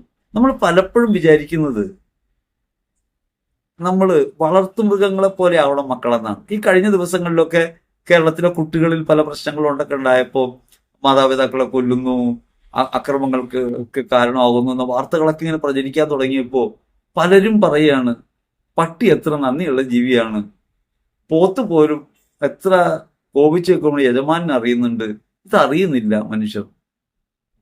നമ്മൾ മനസ്സിലാക്കേണ്ടത് ഈ പട്ടിയും പോത്തും ജീവിക്കുന്ന പോലെ അല്ല മനുഷ്യൻ മനുഷ്യക്കുഞ്ഞാണ്. അപ്പൊ അതുകൊണ്ട് വ്യക്തിഗതമായ ജീവിതം ഇൻസ്റ്റന്റ് ആയി എല്ലാം ലഭിക്കണമെന്നൊരു ആഗ്രഹത്തിലേക്ക്, അപ്പൊ തന്നെ കിട്ടണമെന്നൊരു ആഗ്രഹത്തിലേക്ക് വരുന്നൊരു കാലത്ത് നമ്മൾ ജീവിക്കുന്നത്. അറിവ് വേണോ, ഉടനെ ഫോണിൽ തോണ്ടി ഉടനെ വിവരം കിട്ടി, എന്തും എനിക്കിപ്പോ ഭക്ഷിക്കാൻ തോന്നുന്നു ഉടനെ തന്നെ ഓർഡർ ചെയ്തു, അപ്പൊ തന്നെ വന്നു ഞാൻ കഴിച്ചു. അങ്ങനെ ലഭ്യതകൾക്ക് വളരെയധികം വേഗത വേണമെന്ന് കരുതുന്ന ഒരു കാലത്താണ്. പണ്ടുണ്ടായിരുന്നത് പോലെ ഒന്ന് ചിന്തിക്കാൻ പോലും സമയം കിട്ടുന്നില്ല, എല്ലാം അപ്പം തന്നെയാണ്, ഇൻസ്റ്റന്റ് ആയിട്ടാണ്. അങ്ങനെ വരുന്ന സമൂഹത്തിനകത്ത് കോപം ഉണ്ടാകുമ്പോൾ കോപം പെട്ടെന്ന് പ്രകടിപ്പിക്കപ്പെടും. പണ്ടാണെങ്കിൽ ഇപ്പൊ ഫോണില്ലാത്തൊരു കാലം എന്നിരിക്കും, ഫോണില്ലാത്ത കാലത്ത് ഒരാളോട് ദേഷ്യം തോന്നിയാൽ ദൂരെയുള്ള ഒരാളെ കത്തെഴുതലേ നിവർത്തിയുള്ളൂ. അങ്ങനെ കത്തെഴുതി പോസ്റ്റ് ചെയ്യുന്ന സമയമുണ്ടല്ലോ, അത്രയൊക്കെ ആവുമ്പോൾ വൈരാഗ്യം പോവും, അതിന്റെ രൂക്ഷത കുറയും, നമ്മുടെ അനുഭവം മാറും. നമുക്ക് തന്നെ രണ്ട് ഭാഗമുണ്ട്. നമ്മൾ ഈ നമ്മുടെ എതിരെ നിൽക്കുന്ന ആൾക്ക് വേണ്ടി കൂടി നമ്മുടെ അകത്ത് യുദ്ധം ചെയ്യും. അങ്ങനെ ചെയ്യുമ്പോൾ നമ്മൾ വിവേകത്തിലേക്ക് വരും. അപ്പൊ എഴുതി തുടങ്ങി പിന്നെ വെട്ടിക്കളഞ്ഞിട്ട് വേണ്ടെന്ന് വെക്കും. ഇപ്പൊ അങ്ങനെയല്ല, മൊബൈൽ ഫോണിൽ തുടനെ മെസ്സേജ് അയച്ചു, അപ്പൊ തന്നെ വൈരാഗ്യം പറഞ്ഞു. ഈ സ്വഭാവം കൂടുതലായി വരുമ്പോൾ നേരെ കാണും അടിക്കാൻ ഇപ്പൊ തോന്നും. നേരത്തെ ആണെങ്കിൽ അതിനിത്തിരി സാവധാനം ലഭിക്കുമായിരുന്നു. അപ്പൊ അവധാനതയില്ലാതെ പ്രവർത്തിക്കുന്നു എന്നുള്ളതാണ് ആനുകാലിക സമൂഹത്തിന്റെ പ്രശ്നം. ഇനി മക്കൾ വഴിതെറ്റിപ്പോകുന്നു എന്ന് പറഞ്ഞാൽ നമ്മൾ വിചാരിച്ചൊരു കുഴലുണ്ട്, ആ കുഴലിനകത്ത് അവർ കയറുന്നില്ല എന്നാണ്. ഇതൊരു പുതിയ ലോകമാണ്. ആ ലോകം കാണുന്ന കാഴ്ചകളെ ആ കാഴ്ചകളുടെ കണ്ണിലൂടെയും കൂടി കാണാൻ പഠിക്കണം. മക്കൾ വഴിതെറ്റിപ്പോകുന്നു എന്നല്ല വിചാരിക്കേണ്ടത്. മക്കൾ വഴിതെറ്റാതിരിക്കാൻ നമുക്ക് ചെയ്യാവുന്ന പരിപാടി നമ്മുടെ ജീവിതം ക്രിസ്തുവിലാക്കുക എന്നുള്ളതാണ്. ആരെയും അടിച്ച് നിയന്ത്രിച്ച് നമ്മുടെ വഴിക്ക് നടത്താൻ കഴിയില്ല. അതിന് വളർത്തുനായാണ് നല്ലത്, മക്കളല്ല. മക്കൾ സ്വതന്ത്ര വ്യക്തികളാണ്. ഗർഭത്തിൽ പോലും കുഞ്ഞുങ്ങൾ സമ്പൂർണ്ണ വ്യക്തിത്വമുള്ളവരാണെന്നാണ് സഭ പഠിപ്പിക്കുന്നത്. അതുകൊണ്ട് ഒരു കുഞ്ഞിനെയും ആക്രമിക്കാൻ കഴിയില്ല. നമ്മുടെ ജീവിതം ഒരു കാഴ്ച വസ്തുവായി അവരുടെ മുമ്പിലുണ്ട്. ആ ജീവിതം കൊണ്ട് കുഞ്ഞുങ്ങളെ വിശ്വാസവും സ്നേഹവും പരിശീലിപ്പിക്കാൻ നമുക്ക് കഴിയണം. സ്നേഹം കൊടുത്തു പഠിപ്പിക്കാൻ കഴിയില്ല, കണ്ടേ പഠിക്കാൻ കഴിയും. അത് സിനിമ കണ്ട് പഠിക്കാൻ കഴിയില്ല. അപ്പനും അമ്മയും തമ്മിലുള്ള ജീവിതം കണ്ട് കുഞ്ഞു സ്നേഹം എന്താന്ന് പഠിക്കൂ. അതുകൊണ്ട് ഇതൊക്കെ അഭ്യസിക്കുന്ന കളരിയായിട്ട് കുടുംബത്തെ കാണണം. മക്കളെ കുറ്റപ്പെടുത്തുന്ന ഒരു ഭാവം മാറിയിട്ട്, മക്കളൊക്കെ വഴിതെറ്റിപ്പോകുന്നു എന്നുള്ള ധാരണ മാറിയിട്ട് അവരൊക്കെ ദൈവസന്നിധിയിൽ തിരിച്ചു വരും. യേശുക്രിസ്തുവിന്റെ പ്രത്യാശയാണ് നമുക്ക് വേണ്ടത്. ദൈവം എത്ര കരുതലോടെയും ക്ഷമയോടെയാണ് നമ്മളെ കാത്തിരിക്കുന്നത്. തന്റെ പുത്രനെ ബലിയായിട്ട് നൽകി മനുഷ്യകുലത്തെ പാപത്തിൽ നിന്ന് മോചിപ്പിച്ചതിന് ശേഷവും പാപച്ചായ്ച്ചിലേക്ക് പോകുന്ന മനുഷ്യനോട് കരുണ കാണിക്കാൻ വേണ്ടി ഒരു സഭയെ സ്ഥാപിച്ച ദൈവമാണ് നമ്മുടെ ദൈവം. പാപക്ഷമിക്കൊരു കൂദാശ തന്നു. അനുദിനം അവന്റെ മാംസരക്തങ്ങളിൽ ഭാഗഭാഗിത്വം തന്നു. വീണ്ടെടുപ്പിന്റെ സ്നേഹമാണ് ദൈവത്തിൻ്റെത്. അതുകൊണ്ട് വഴിതെറ്റിപ്പോകുന്നു എന്ന പരിതാപം ഒഴിവാക്കിയിട്ട് നമ്മുടെ കുഞ്ഞുങ്ങൾ നേർവഴിക്ക് വരും. ക്രിസ്തുവിലാണ് നേർവഴി. നമ്മൾ പറയുന്നതായിരിക്കില്ല വഴി. നമ്മൾ കാണുന്ന മാത്രമാണ് അറിവെന്നും അനുഭവം എന്നൊക്കെ കരുതരുത്. അവർക്ക് അതിനുള്ള അവകാശമുണ്ട്. പുതിയ ലോകത്താണ് അവർ ജീവിക്കുന്നത്, പുതിയ കാര്യങ്ങളാണ് കാണുന്നത്. ആ പുതിയ കാര്യങ്ങൾക്കകത്ത് അവർ സ്നേഹമുള്ളവരും പരസ്പരം മറ്റുള്ളവരെ സ്വീകരിക്കുന്നവരും പരിഗണിക്കുന്നവരും ഒക്കെ ആയി മാറാൻ കുഞ്ഞുങ്ങൾക്ക് എത്രത്തോളം കഴിയുന്നുണ്ട് എന്നുള്ളതിലാണ് അവരുടെ വിശ്വാസം വെളിപ്പെടേണ്ടത്. അതുകൊണ്ട് ആചാരമനുഷ്ഠാനങ്ങളിലൊക്കെ അവരുടെ ഭാഗവാഹിത്വത്തെക്കുറിച്ചോ അവർ സാധാരണ രീതിയിൽ ജീവിക്കുമ്പോൾ അവർ ജീവിക്കുന്ന ജീവിത നിലവാരങ്ങളെക്കുറിച്ചോ ഒക്കെയുള്ള ആകുലതകൾ നമ്മെ വന്ന് മൂടരുത്. നിശ്ചയമായും കുഞ്ഞുങ്ങൾ കർത്താവാണ് അവരുടെ ഉടയവൻ. ദൈവത്തിൽ നിന്നാണ് അവർ ഓരോരുത്തരും വരുന്നത്. അതുകൊണ്ട് ദൈവത്തിന് അവരെക്കുറിച്ച് പദ്ധതിയുണ്ട് എന്ന കാര്യത്തിൽ നമുക്ക് ഉറപ്പ് വേണം. ഒപ്പം തന്നെ നമ്മുടെ ജീവിതം കൊണ്ടാണ് അവർക്ക് പാഠമാകേണ്ടത്. ആ ജീവിതത്തിൽ അവർക്ക് നല്ല പാഠങ്ങൾ നൽകാൻ നമുക്ക് കഴിഞ്ഞില്ലെങ്കിൽ നമ്മൾ അനുദപിക്കുകയാണ് വേണ്ടത്. എൻ്റെ പിഴ, എൻ്റെ വലിയ പിഴ. അതുകൊണ്ട് മക്കളെക്കുറിച്ച് അങ്ങനെ പരിതപിക്കേണ്ട കാര്യമില്ല. മക്കളെക്കുറിച്ച് പരിതപിക്കാൻ ഇടയാകുന്നത് പലപ്പോഴും നമ്മൾ വിചാരിക്കുന്ന ആശയത്തിന്റെ ലോകത്ത് കാണാൻ ശ്രമിക്കുന്നതുകൊണ്ടാണ്. നമ്മൾ ഈ ആദർശത്തിന്റെ ലോകത്ത് അവരെ വെച്ചുകെട്ടാൻ നോക്കിയാൽ ഒരു ജീവിതത്തെയും ആദർശവുമായി കൂട്ടിയിണക്കാൻ കഴിയില്ല. ജീവിതം ജീവിതമാണ്. അതുകൊണ്ട് അത് അംഗീകരിക്കുക, അവരെ സ്നേഹിക്കാൻ തുടങ്ങുക, അവരെ കുറവിനെയും പരിമിതിയെയും ദൈവം എങ്ങനെയാണ് കാണുന്നത് അതേപോലെ സ്നേഹിക്കാൻ തുടങ്ങുക. അവർക്ക് വേണ്ടി മരിച്ചൊരു ഈശോയാണ് നമ്മുടെ അകത്തുള്ളതെങ്കിൽ അവർക്ക് വേണ്ടി നമ്മൾ മരിക്കുന്നവരായിട്ട് മാറുക. അതാണ് അതിന് പരിഹാര മാർഗം. അത് രക്ഷയിലേക്ക് നയിക്കുകയും ചെയ്യും. കടക്കണിയും സാമ്പത്തിക ബുദ്ധിമുട്ടുമാണ്. കടക്കണിയും സാമ്പത്തിക ബുദ്ധിമുട്ടും ഉണ്ടാകും. ദരിദ്രന്റെ പിന്നാലെ ഇറങ്ങിത്തിരിച്ച്, തലചായ്ക്കാൻ ഇടമില്ലാത്തൊരുത്തിന്റെ പിന്നാലെ ഇറങ്ങിത്തിരിച്ചവരാണ് നമ്മൾ ശുശ്രൂഷകർ. നമുക്ക് സൗഭാഗ്യം വേണം നമ്മൾ പറയുന്നത് എങ്ങനെയാ? കടബാധ്യതയും പ്രശ്നങ്ങളൊക്കെ ഉണ്ടായിരുന്നൊരു കാലത്താണ് വിശ്വാസ ജീവിതത്തിലേക്ക് നമ്മൾ വരുന്നത്. അത് ക്രമേണ അതൊക്കെ മാറി അതിൽ നിന്നൊക്കെ മോചനം പ്രാപിച്ച്, അതെല്ലാം കൊടുത്തു വിട്ടാൻ പറ്റിയൊന്നുമല്ല, കുറേയൊക്കെ ക്ഷമ ചോദിച്ചും കൊടുത്തും ഒക്കെ പ്രശ്നങ്ങൾ തീർന്ന് നമ്മൾ ഇപ്പുറത്തേക്ക് വന്നു. വിശ്വാസ ജീവിതം ആരംഭിച്ച് തീക്ഷ്ണതയോടെ ശുശ്രൂഷ ചെയ്യാൻ ആരംഭിക്കും തോറും കൂടുതൽ കൂടുതൽ ബാധ്യതകളിലേക്കാണ് പോകുന്നത്. കാരണം എല്ലാവരും ജോലി ചെയ്യുന്ന സമയത്ത് നമുക്ക് ജോലി ചെയ്യാൻ പറ്റുന്നില്ല. നമ്മളാണെങ്കിൽ ശുശ്രൂഷയ്ക്ക് പണവും വാങ്ങിക്കുന്നില്ല. അപ്പൊ ശുശ്രൂഷയ്ക്ക് പണവും വാങ്ങിക്കുന്നില്ല, കൂലി വാങ്ങിക്കുന്നില്ല, ഒപ്പം തന്നെ ജോലിക്ക് പോകാൻ മറ്റുള്ളവരെ പോലെ കഴിയുന്നുമില്ല. അങ്ങനെ വരുമ്പോൾ എന്ത് പറ്റും? സ്വാഭാവികമായും അധ്വാനിക്കുന്നുണ്ട്. അത് പണത്തിന് വേണ്ടിയുള്ള അധ്വാനമല്ല, ശുശ്രൂഷയാണ്. ശുശ്രൂഷ ഒരിക്കലും കൂലിക്കുള്ളതല്ല. കാരണം അത് സേവനമാണ്, പ്രതിഫലിച്ചിരിക്കുന്ന സേവനമാണ്. ഇത് ശുശ്രൂഷയാണ്. ശുശ്രൂഷയാവുമ്പോൾ ആരിൽ നിന്നൊന്നും മേടിക്കണം തീരുമാനിക്കുമ്പോൾ ധ്യാനങ്ങൾക്ക് പോകുന്നു. ആദ്യകാലങ്ങളിലൊക്കെ പാട്ടുകാർക്ക് വരെ പൈസ നമ്മളെ കൊടുത്തിരുന്നു. നമ്മൾ കഷ്ടപ്പെട്ട് പണിയെടുത്തുണ്ടാക്കുന്ന പൈസയും കടം വാങ്ങിക്കുന്ന പൈസയെ കൊണ്ട് പാട്ടുകാർക്ക് വരെ കൊടുക്കും. അങ്ങനെയൊക്കെ ചെയ്തു. അങ്ങനെ കടബാധ്യതകളിൽ പെട്ടു. വീണ്ടും കടങ്ങളുണ്ടായി. ഇപ്പോഴും കടബാധ്യതകളുണ്ട്. ഈ ബാധ്യതകളുള്ളപ്പോൾ നമുക്ക് മനസ്സിലായ ഒരു കാര്യം, അല്ലെങ്കിൽ നമ്മൾ തിരിച്ചറിയുന്ന ഒരു കാര്യം, അഭിമാനമാണ്. സാധാരണ ആൾക്കാരും കടമുള്ളത് നാണക്കേടാന്ന് പറയും. എന്നെ സംബന്ധിച്ച് ഞാൻ ബുദ്ധിമുട്ട് അനുഭവിക്കുന്നു എന്ന് പറയുന്നത് എനിക്ക് ആനന്ദം നൽകുന്ന കാര്യമാണ്. കാര്യം മറ്റുള്ളവർ എന്നെ പ്രതി വേദനിക്കാൻ ഇടയാകും അപ്രകാരം ഒരു സാഹചര്യത്തിൽ എന്നറിയാഞ്ഞിട്ടല്ല. ഞാൻ ഇപ്പോഴും ദരിദ്രനാണ് എന്നുള്ളത് എന്നെ സംബന്ധിച്ച് ഒരു ആനന്ദകരമായ കാര്യമാണ്. സുവിശേഷം പ്രഘോഷിച്ചിട്ട് ഞാൻ സുഖിമാനായില്ല, അല്ലെങ്കിൽ സുവിശേഷം പ്രഘോഷിച്ചിട്ട് ഞാൻ സമ്പാദിച്ചില്ല എന്ന് പറയുന്നത് യേശു ക്രിസ്തുവിൽ എനിക്ക് നന്ദിയുള്ള കാര്യമാണ്. ദൈവം എന്നെ കാത്തു ഈ കാലം വരെ എന്നേ ഞാൻ കരുതി.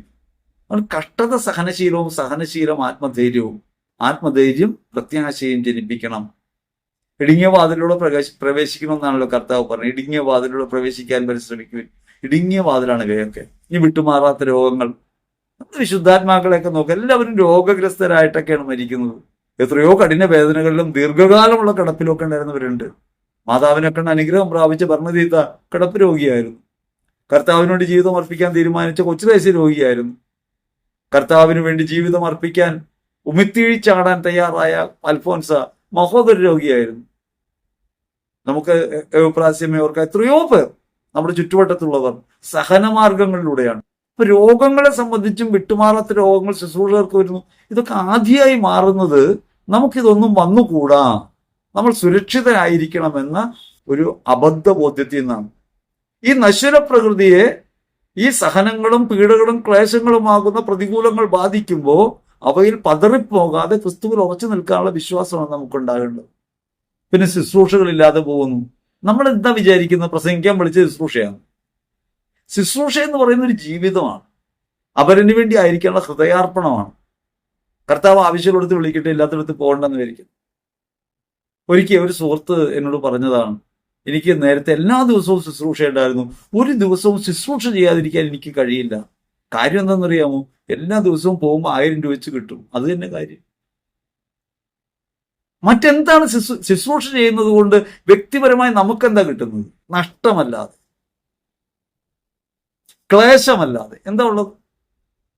യാത്ര ചെയ്യണം, പോകാനുള്ള പണം ഉണ്ടാക്കണം, അവിടെ ചെന്നത് പറയണം, തിരിച്ചു വരണം. ഈ പ്രശ്നങ്ങളിലേക്ക് തന്നെയാണ് തിരികെ വരുന്നത്. ഈ ബുദ്ധിമുട്ടുകൾക്കകത്ത് ജീവിക്കുക എന്ന് പറയുമ്പോഴാണ് ജീവിച്ചു എന്ന് തോന്നുന്നത്. ഈ ദുരിതകാലത്ത് ജീവിക്കുന്നതിന് ഒരു അനുഗ്രഹമുണ്ട്. ദുരിതകാലമാണ്, വേദനയുണ്ട്, അതുകൊണ്ട് ജീവിച്ചു എന്ന് തോന്നും. കൈക്ക് വേദന വരുമ്പോഴാണ് കൈ ഇവിടെ ഉണ്ടല്ലോ നമ്മൾ ഓർക്കണേ. തലയ്ക്ക് വേദന വരുമ്പോഴാണ് ഇങ്ങനെ ഒരു തല നമുക്കുണ്ടല്ലോ എന്ന് ഓർക്കണേ. നമ്മൾ ജീവിച്ചു എന്ന് തോന്നും. അപ്പൊ പ്രശ്നങ്ങളൊക്കെ ഇങ്ങനെ ഉണ്ടാകാം. ഭൗതികമാണ് ഈ പ്രശ്നങ്ങളൊക്കെ. ഈ പ്രശ്നങ്ങളൊക്കെ തളർത്താനിടയാകരുത്. ഇവ മാറിക്കിട്ടാൻ വേണ്ടി നമുക്ക് സഹകരിച്ച് പ്രാർത്ഥിക്കാമെന്നല്ല പറയേണ്ടത്. ഇവയൊക്കെ നമുക്കുണ്ടെന്നും ഇവയിലൂടെയൊക്കെയാണ് നാം ഇടുങ്ങിയ വഴിയിലൂടെ കർത്താവിലേക്ക് യാത്രയാകുന്നതെന്നും ശിഷ്യത്വം ത്യാഗങ്ങൾ ആവശ്യപ്പെടുന്നുണ്ടെന്നും ഇല്ലായ്മകളും കഷ്ടതകളും വേദനകളും ഞെരുക്കങ്ങളും പരിത്യക്താവസ്ഥയും ക്രിസ്തുവിന്റെ അടയാളമാണെന്നും അവനെ ധരിക്കുന്നതിന്റെ അനുഭവമാണെന്നും തിരിച്ചറിയാൻ നമുക്ക് കഴിയണം. ഇത് ശുശ്രൂഷകരെ സംബന്ധിച്ച് വിശ്വാസികൾക്കും ഈ ബോധ്യം ഉണ്ടാകണം. ഇങ്ങനെയൊക്കെ കാണുമ്പോൾ ഇതെന്താ ഇങ്ങനെ, കർത്താവിന് വേണ്ടി ഇത്രയും ശുശ്രൂഷ ചെയ്തിട്ട് ഇയാൾ എന്താ ദാരിദ്ര്യം പിടിച്ചു നടക്കണേ, ഇയാൾ എന്താ കർത്താവ് അനുഗ്രഹിക്കാത്തതെന്ന് തെറ്റിദ്ധരിക്കരുത്. കർത്താവിന്റെ വഴി ഇതാ. ഒരിക്കൽ ഒരു സഹോദരി എന്നെ ഫോണിൽ വിളിച്ചു. ഒരു ശബ്ദമൊക്കെ അടഞ്ഞിരിക്കുകയാണ്. ഞാൻ തിരികെ വിളിച്ച് സംസാരിച്ചപ്പോൾ അവർക്ക് എന്റെ ശബ്ദത്തിൽ വ്യത്യാസം തോന്നി. അവർ ചോദിച്ചു, എന്ത് പറ്റി? ഞാൻ പറഞ്ഞു, പനി പിടിച്ച് കിടപ്പാണ്. ബ്രദറിനൊക്കെ പനി വരുമോ? ബ്രദറിന് എന്താ ശരീരമില്ലേ? ബ്രദർ മനുഷ്യനല്ലേ? നമ്മൾ ഈ സ്ഥാനം എന്നല്ല ഇത് കാണേണ്ടത്. ബ്രദർ എന്ന് വെച്ചാൽ സഹോദരിയാണ്. സഹോദര എന്ന് വിളിക്കുന്നതിന്റെ ഭാഗമായിട്ടാണ്. ബ്രദർ എന്ന് പറയുന്നൊരു സ്ഥാനപ്പേരാണെങ്കിൽ പണ്ടേ അത് മായ്ച്ചു കളയണം. കാരണം ഈ സ്ഥാനമഹിമയിൽ ഒന്നും ഒരു കാര്യമില്ല. ഏത് സ്ഥാനത്താണ് ഉറപ്പുള്ളത്? ഒരേപോലെ തിരിച്ചു പോകേണ്ടവർ, ഒരേപോലെ വിശക്കുന്നവർ, ഒരേപോലെ വേദനിക്കുന്നവർ, ഒരേപോലെ കരയുന്നവർ, ലോകത്ത് ജീവിക്കുന്ന സാധാരണ മനുഷ്യത്വം തന്നെയാണ് ഓരോ ശുശ്രൂഷകന്റേതും. അത് ശുശ്രൂഷകനെ കുറിച്ച് നിങ്ങൾ അറിയണം. ശുശ്രൂഷകർ ഒരു അമാനുഷിക വ്യക്തിത്വമുള്ളവരും അമാനുഷികരായ ജീവികളുമാണ്. തെറ്റിദ്ധരിക്കരുത്. സാധാരണ മനുഷ്യർ നമ്മളൊക്കെ ഒരേപോലെയാണ് എന്ന് കരുതണം. നമുക്ക് പരസ്പരം വേദനകൾ പങ്കുവെക്കാനും സ്നേഹിക്കാനും ക്ഷമിക്കാനും സഹിക്കാനും ഒക്കെ കഴിയുന്ന അതേ മാനുഷികതയിൽ തന്നെയാണ് എല്ലാ ശുശ്രൂഷകരും. അതുകൊണ്ട് ശുശ്രൂഷകരെയും അങ്ങനെ ഒരു അപ്ഡേറ്റഡ് ആയിട്ട് കാണരുത്, സാധാരണ മനുഷ്യരായിട്ട് തന്നെ കാണണം. ദൈവാത്മാവിന്റെ പ്രേരണയാൽ, ദൈവികമായ കൃപയാൽ ശുശ്രൂഷ ചെയ്യാനാകുന്നു, ഇത് പറയാൻ കഴിയുന്നു എന്നതിൽ ദൈവത്തിന് നന്ദി. അത്രേ നമുക്ക് പറയാനുള്ളൂ. അതുകൊണ്ട് ശുശ്രൂഷകർ അവരവർക്കുള്ള പ്രശ്നങ്ങളെക്കുറിച്ച് ആദ്യം പിടിക്കരുത്. ഒപ്പം തന്നെ ശുശ്രൂഷകർ ഇത്തരം പ്രശ്നങ്ങളിൽ നിന്നൊക്കെ വിമുക്തരായിരിക്കണം. അവർ ഇങ്ങനെ അഭൗമമായ പ്രകാശത്തിൽ വസിക്കുന്നവരാകണം എന്ന തെറ്റിദ്ധാരണയും ഒഴിവാക്കണം. എന്നിട്ട് അവരെയും മനസ്സിലാക്കാൻ പഠിക്കണം. ഇത്രയൊക്കെ ഉള്ളൂ മനുഷ്യർ. ഞാനും നിങ്ങളും മരിക്കും, ഒരേപോലെ മരിക്കും. നമ്മുടെ മരണം നമ്മുടെ ജീവിതത്തിനകത്ത് ഉദ്ധാനത്തിന്റെ വാതിലായി മാറും. ഞാനും നിങ്ങളും ക്രിസ്തുവിൽ മരിച്ചവരാണ്. ആ ബോധ്യത്തോടെ നമ്മൾ ജീവിക്കാൻ ശ്രമിക്കുന്നു. ആ ജീവിതത്തിൽ ഏറ്റക്കുറച്ചിലും പരിമിതികളും പോരായ്മകളും ഉണ്ടാകാം. നിത്യനായ ദൈവത്തിന്റെ സന്നിധിയിൽ അവയെല്ലാം നമ്മൾ സമർപ്പിക്കുന്നു. യേശുക്രിസ്തുവിൽ നമ്മോട് കരുണ കാണിക്കുന്ന ദൈവത്തിൽ പ്രത്യാശ വയ്ക്കുന്നു. അങ്ങനെ നമ്മൾ ജീവിക്കുന്നു. ആ പ്രത്യാശയോടെ ഭൗമിക ജീവിതത്തെ നേരിടാൻ നമുക്ക് കഴിയണം. ജീവിതം ഒരു തകർച്ചയല്ല, ഒരു ഉദ്ധാനമാണ്, ഉദ്ധാനാനുഭവമാണ്. അത് തിരിച്ചറിയണം. മരണം നമ്മുടെ ജീവിതത്തെ സാമാന്യതയിൽ നിന്ന് പരിപൂർണതയിലേക്ക് പ്രവേശിപ്പിക്കും. അങ്ങനെ പരിപൂർണതയിലേക്ക് പ്രവേശിപ്പിക്കുന്നതിന് മുൻപ് തന്നെ നമ്മുടെ ജീവിതം സ്വർഗാവസ്ഥയിലാണ്, ഉത്ഥാനാവസ്ഥയിലാണ്, ക്രിസ്തുവിലാണ്. ആ ഒരു ബോധ്യവും നമുക്കുണ്ടാകണം. അങ്ങനെ ഒരു ഭാവി പ്രതീക്ഷ മാത്രമല്ലാതെ ജീവിതത്തെ മുഴുവൻ പ്രത്യാശയിൽ നിലനിർത്താൻ എനിക്ക് നിങ്ങൾക്കും പരിശുദ്ധാത്മാവിൽ കഴിയട്ടെ എന്ന് ഹൃദയപൂർവ്വം പ്രാർത്ഥിക്കുന്നു. ആമേൻ.